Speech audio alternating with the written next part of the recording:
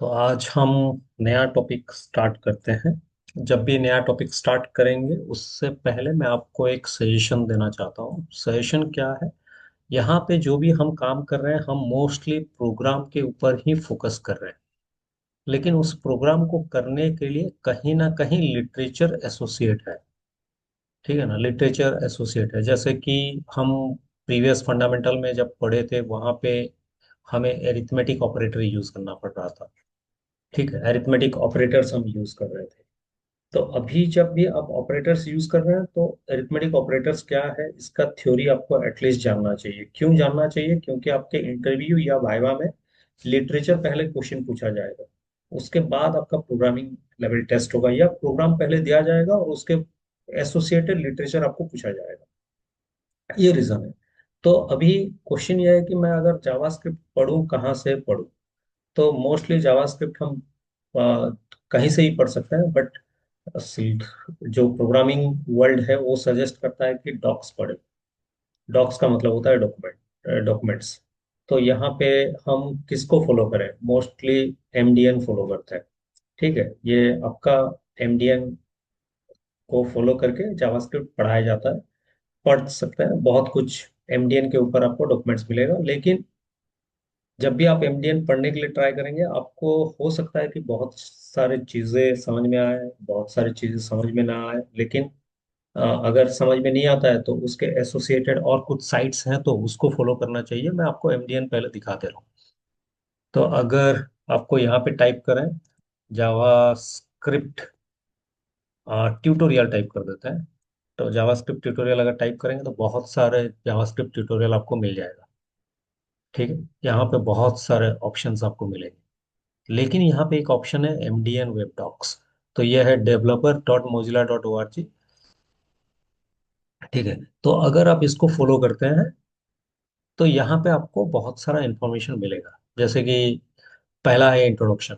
तो इंट्रोडक्शन का अगर क्लिक करेंगे तो यहाँ पे इंट्रोडक्शन में आपको बहुत कुछ इंफॉर्मेशन लिखा गया हो सकता है कि आपको कुछ समझ में आए, कुछ समझ में ना आए। जैसे कि व्हाट इज जावास्क्रिप्ट अगर पढ़ेंगे लिटरेचर समझ में आएगा। क्लाइंट साइड जावास्क्रिप्ट क्या होता है, सर्वर साइड जावास्क्रिप्ट क्या होता है, जावास्क्रिप्ट और जावा के अंदर क्या फर्क है। इस तरह के बहुत सारे इंफॉर्मेशन आपको मिलेगा और आपको ट्राई करना चाहिए। ये आपके हिसाब से नोट्स बना के उसको रेडी करके आप इंटरव्यू के लिए प्रिपेयर हो जाए, क्योंकि ह्यूमन माइंड इतना इजीली सब कुछ स्टोर नहीं कर सकता। तो इसके लिए हमारे पास कुछ रेफरेंस रहना चाहिए जहां पर कि हम उसको एग्जाम से पहले या इंटरव्यू से पहले रेफर कर पाए।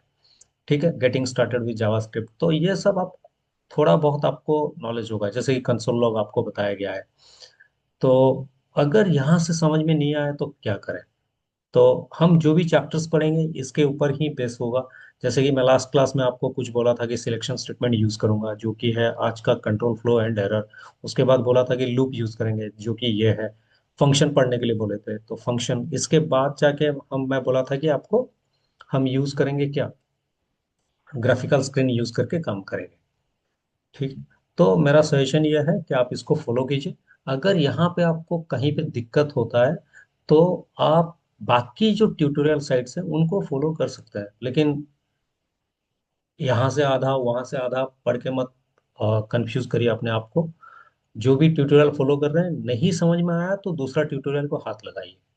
जैसे कि यहाँ पे जावास्क्रिप्ट ट्यूटोरियल ये है, आपको अगर अच्छा लगता है तो इसको फॉलो कीजिए। नहीं समझ में आ रहा है तो दूसरा ट्यूटोरियल कोई भी दिखे, लेकिन जो कि कॉन्सेप्ट है ट्यूटोरियल हेल उसके अंदर मत घुस जाइए। ठीक है ना, यहाँ ट्यूटोरियल हेल के अंदर मत जाइए। मैं आपको पढ़ने के लिए क्यों बोल रहा हूँ, ये एक क्वेश्चन हो सकता है आपके माइंड में। क्योंकि आप जितना पढ़ने के लिए ट्राई करेंगे या जितना टाइम स्पेंड करेंगे डॉक्यूमेंट के साथ उतना आपको नॉलेज लेवल अच्छा होते जाएगा। और अगर नॉलेज लेवल अच्छा होते जाएगा तो आपका इंटरव्यू लेवल भी अच्छा होगा और आपका कॉन्सेप्ट जो है वो स्ट्रांग बनते जाएगा। तो हमारा ऑब्जेक्टिव यही है, जब तक कॉन्सेप्ट स्ट्रांग ना बनेगा तब तक हमारा प्रोग्रामिंग लेवल वीक ही रहेगा। प्रोग्राम बहुत सारा लिख सकते हैं लेकिन कॉन्सेप्ट भी स्ट्रांग होना चाहिए। ये रीजन है कि मैं आपको बोल रहा हूँ कि इसको फॉलो कीजिए। अगर आपको ये ट्यूटोरियल हेल के अंदर फंसना ही नहीं है तो मैं पहले ही स्टार्टिंग में बोला था, अपना स्टार्टिंग वीडियो अगर देखेंगे एक प्लेलिस्ट हम बना रहे हैं प्रोग्राम के ऊपर जो अभी चल रहा है। इन फ्यूचर जब खत्म हो जाएगा प्रोग्राम का हर एक टॉपिक, जैसे कि फंडामेंटल अभी खत्म हो गया है, उसके बाद आपका, मैं बोल रहा हूँ सिलेक्शन स्टेटमेंट है, ठीक है, ये सिलेक्शन स्टेटमेंट आएगा, उसके बाद लूपिंग आएगा। जब ये 2 3 4 चैप्टर खत्म हो जाएंगे और आपका लेवल, आपको लगेगा कि प्रोग्रामिंग में मैं थोड़ा बहुत ठीक ठाक हूँ, तब और एक प्लेलिस्ट यहाँ पे ही प्लेस होगा जिसका कि रिलेटेड होगा थ्योरी के साथ। वहाँ पे रेयरली आपको प्रोग्राम मिलेगा, और इन प्रोग्राम्स का सभी रिलेटेड थ्योरी यहाँ पे मिलते जाएगा, वही चैप्टर वाइज प्लेलिस्ट के हिसाब से। तो आप यहाँ पे प्रोग्राम सॉल्व करेंगे और यहाँ पे आपका थ्योरी लेवल अच्छा होगा। लेकिन कंपलसरी नहीं है कि ये थ्योरी लेवल आप फॉलो करें। अगर मैं जो पाथ बताया उसको आप यूज करेंगे तो आपका नॉलेज भी अच्छा ही होगा। तो एक जगह से पढ़िए, कोई भी वेबसाइट आप यूज कीजिए, उस वेबसाइट को अगर आपको पढ़ते टाइम अच्छा लग रहा है तो उसको फॉलो कीजिए। अगर वहाँ पे कोई टॉपिक आपको डिफिकल्ट लगा या एक टॉपिक समझ में नहीं आया, तो उसको और एक वेबसाइट से जाके चेक कीजिए, वहाँ पे आपको लिटरेचर मिलेगा, उसको पढ़ते टाइम वो अगर अच्छा लगा तो वहाँ से कलेक्ट कीजिए जो भी आपका डॉक्यूमेंट चाहिए। और इन दोनों को पढ़ने के बाद ये भूलिए मत, एमडीएन को जाके पढ़िए, तो आपको क्लियरली समझ में आ जाएगा कि ये जो वेबसाइट यूज कर रहे हैं या ये जो वेबसाइट यूज कर रहे हैं, ये सभी लोग यहीं से लेके ही बनाया है अपना डॉक्यूमेंट्स। तो अगर मैं भी अपना लिटरेचर का एक वेबसाइट बनाऊं, तो मैं भी कहीं ना कहीं ट्राई करूंगा कि इसको ही फॉलो करने के लिए, या अभी भी मैं जो आपको पढ़ा रहा हूँ इसको फॉलो करके अपना कुछ एक्स्ट्रा दे के इजी जैसे होगा आपको समझा रहा है। तो यही ऑब्जेक्टिव है। तो ट्राई कीजिए जो मैं पाथ बताया उसको फॉलो करने के लिए, ताकि आपका प्रोग्रामिंग लेवल अच्छा है हो जाए, और हमारा जो ऑब्जेक्टिव होगा कि नॉलेज प्लस जॉब, ये दोनों आपको फुलफिल हो जाए। ठीक है, तो यही प्लेलिस्ट अगर आपको जॉब लाने के लिए हेल्प करता है तो ये बहुत बड़ा अचीवमेंट होगा। ठीक है, तो ट्राई करते हैं जो पैटर्न बोले हैं उसको यूज करने के लिए, क्योंकि यहाँ पे प्रोग्राम चल रहा है, थ्योरी बहुत जल्दी आएगा।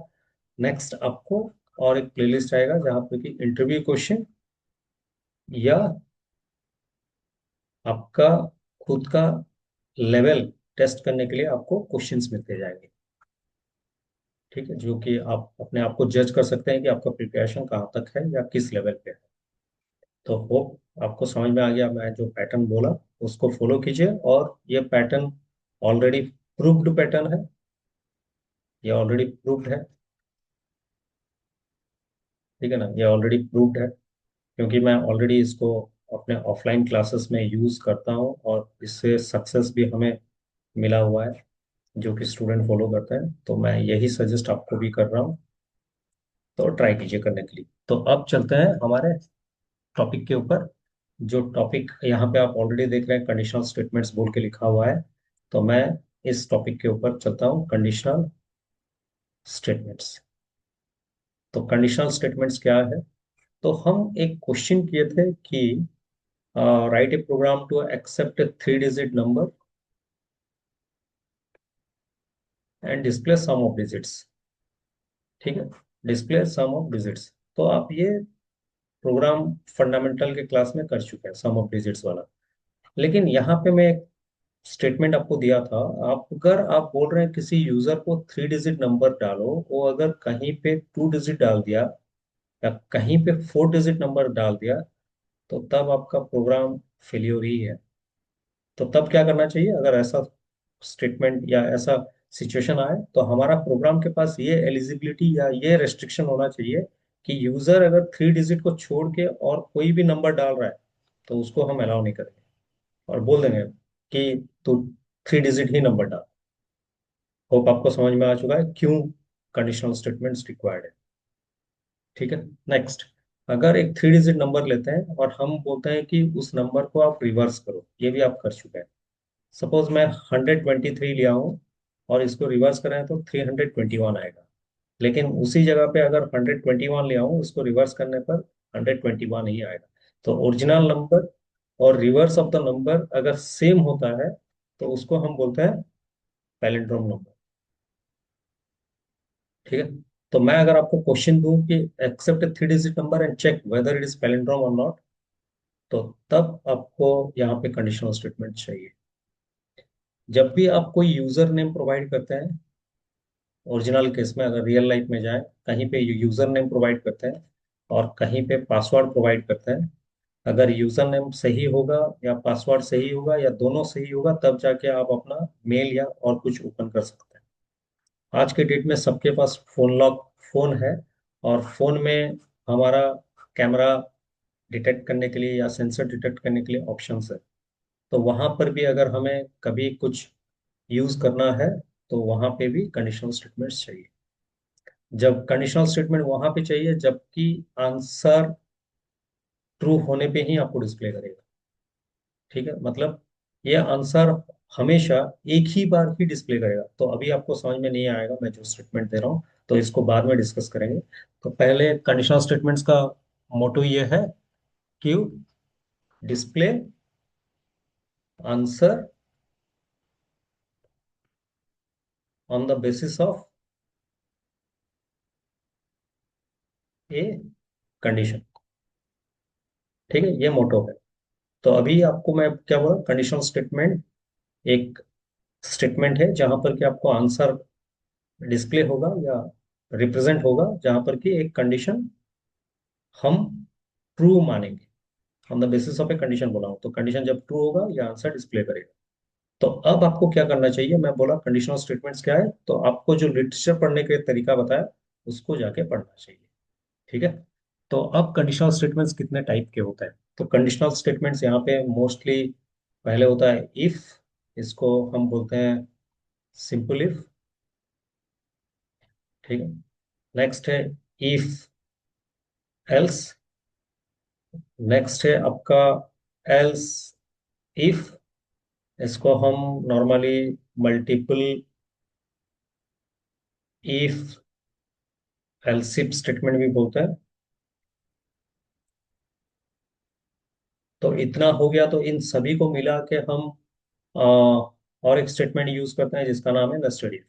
लेकिन ये कहीं पे लिखा नहीं है, या आपके एमडीएन अगर पढ़ना चाहेंगे वहां पे नेस्टेड इफ खाली लिखा हुआ है, but it is not part of your if. तो यहाँ पे हम मेनली तीन ही इफ पढ़ेंगे, इफ, इफ एल्स और else if. Nested if in सभी को मिला के इफ के अंदर इफ या एल्स के अंदर अगर इफ आए तो उसको नेस्टेड इफ बोलते हैं। नेक्स्ट है क्या, स्विच। यहाँ पे नेक्स्ट है स्विच, और लास्ट में है आपका टर्नरी ऑपरेटर। ठीक है, इसको हम टर्नरी ऑपरेटर। तो हम एक एक करके आगे बढ़ते जाएंगे और वहां पे बात करेंगे कैसे काम कर रहा है। ठीक है, तो पहले स्टार्ट करते हैं इफ या सिंपल इफ। तो इफ या simple if, simple if statement. ठीक है।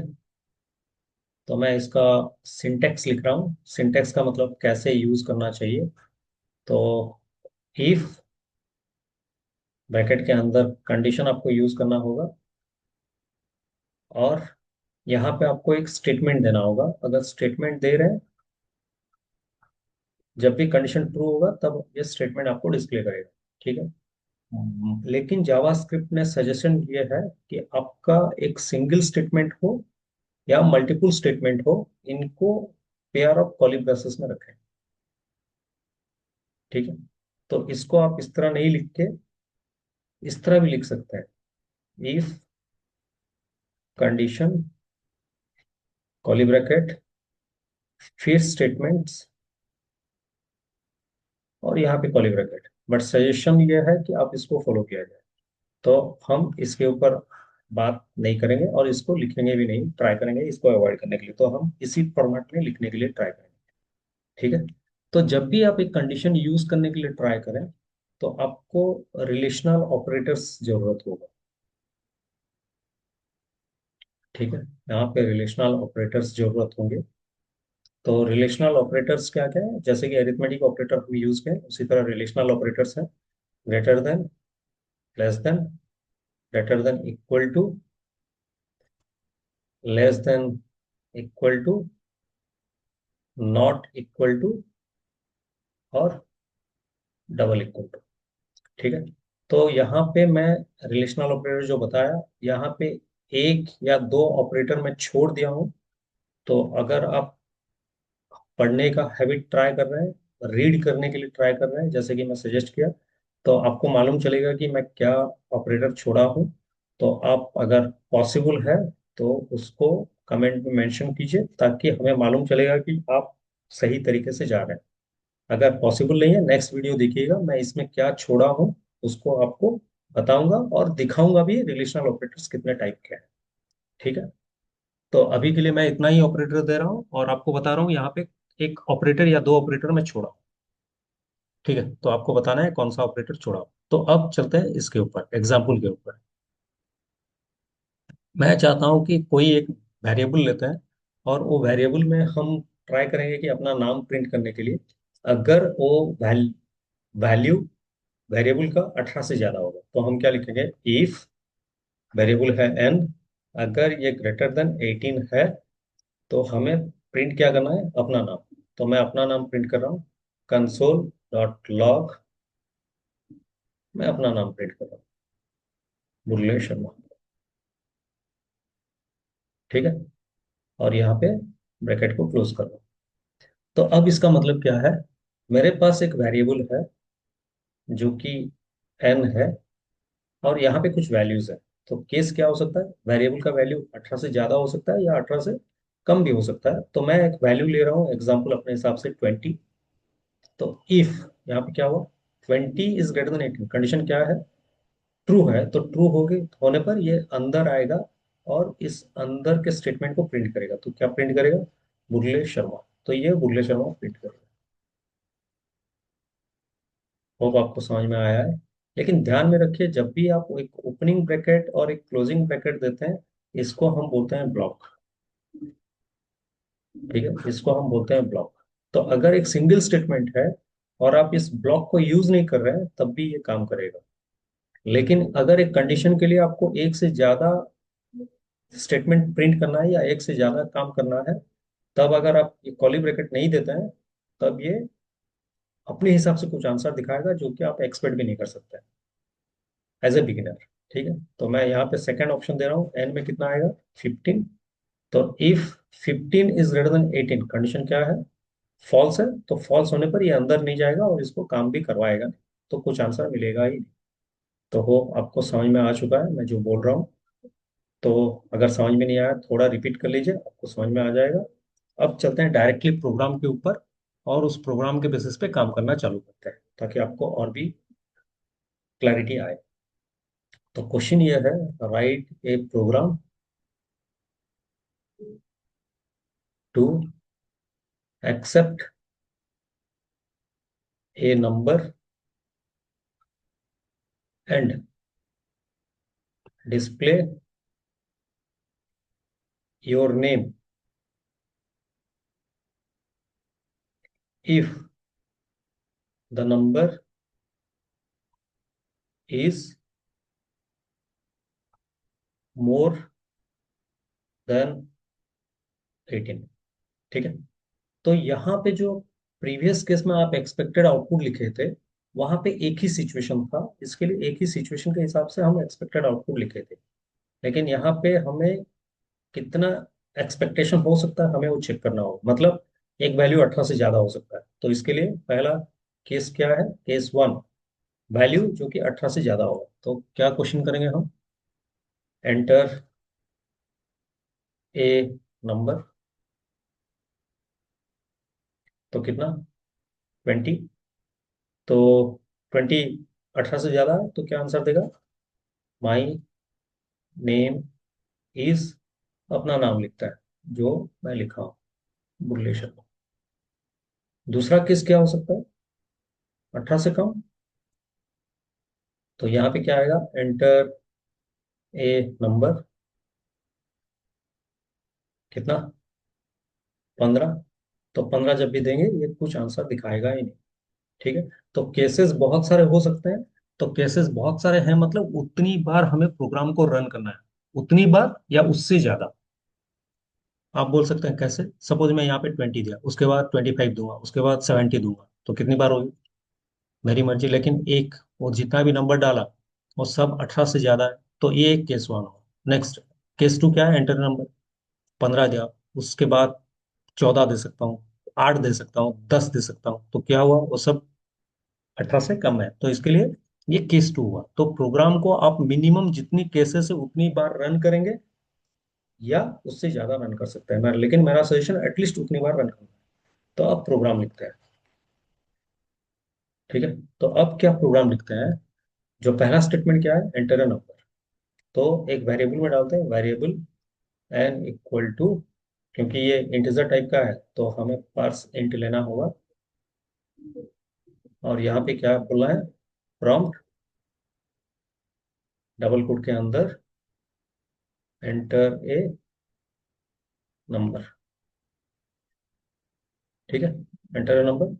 तो अब ये एन हमें इफ के साथ लिखना होगा। If N is greater than 18, curly bracket देते हैं। ये नहीं देने पे भी चलेगा, क्यों चलेगा? क्योंकि सिंगल स्टेटमेंट है।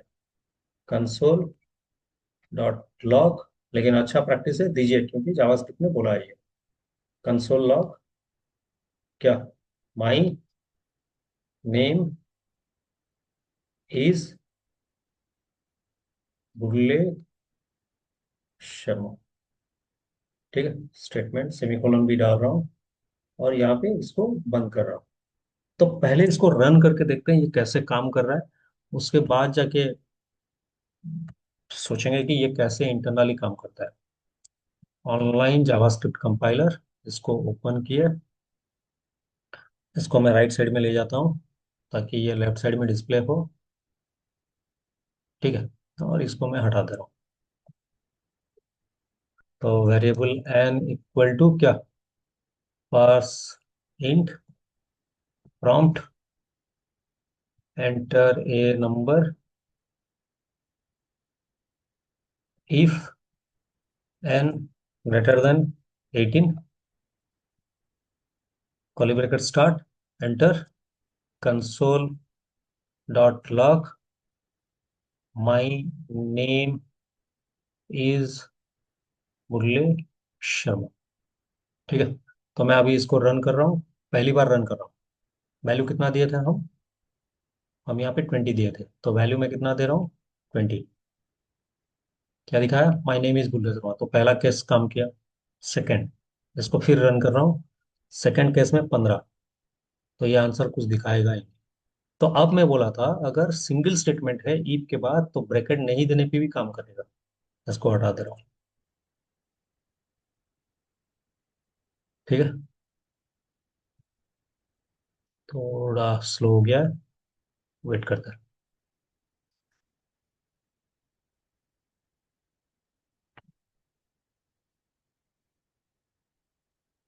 तो मैं क्या कर रहा हूँ, इसको कॉपी कर दे रहा हूँ और इसको किल कर दे रहा हूँ, ताकि नया जावास्क्रिप्ट कंपाइलर मिले। जावास्क्रिप्ट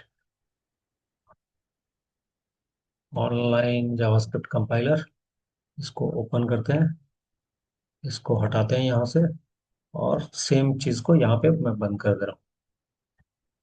ठीक है, इसको हटा देते हैं,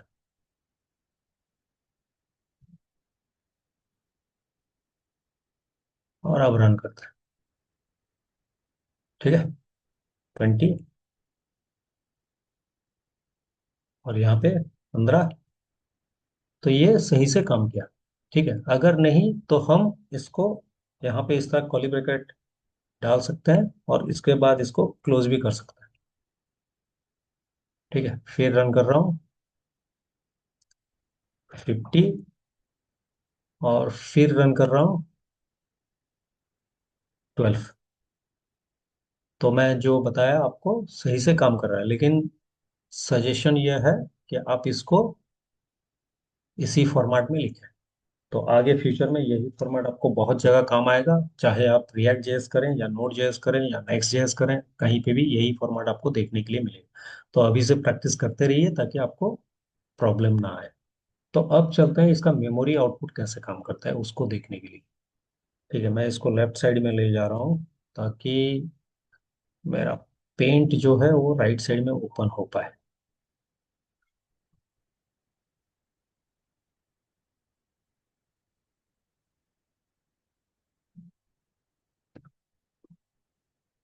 ठीक है, तो अब यहाँ पे एक मेमोरी बनाते हैं।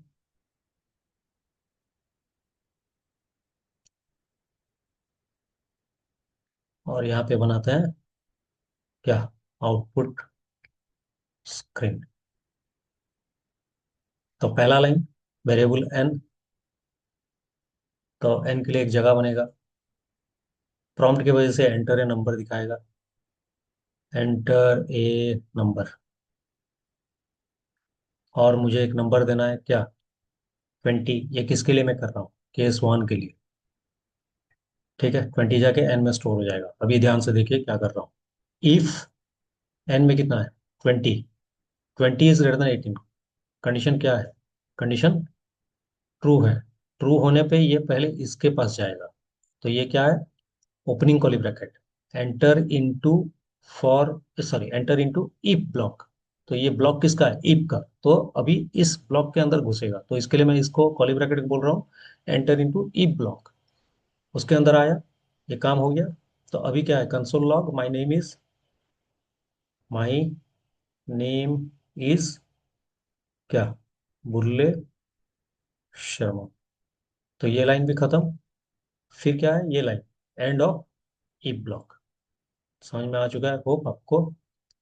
तो यहाँ पे इसको मैं फिर हटा दे रहा हूँ, और सेकंड केस के लिए ट्राई कर रहा हूँ बताने के लिए। तो यहाँ पे केस टू, मेमोरी, और यहाँ पे आउटपुट स्क्रीन। तो मैं यहाँ पे पेन का कलर चेंज कर दे रहा हूँ। ठीक है, पहला line, variable N equal to, तो एन के लिए जगह बना, यहाँ पे क्या दिखाएगा, एंटर ए नंबर। तो मैं दे रहा हूँ 15, 15 जाके स्टोर होगा कहाँ पे, एन पे। तो यहाँ पे इफ कितना है, एन में 15 ग्रेटर देन 18, कंडीशन क्या है, फॉल्स।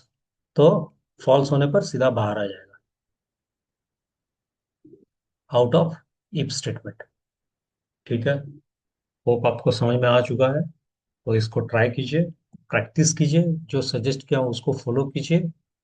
आपको जावास्क्रिप्ट इजी ही लगेगा। तो नेक्स्ट वीडियो में मिलते हैं और कुछ नंबर के साथ।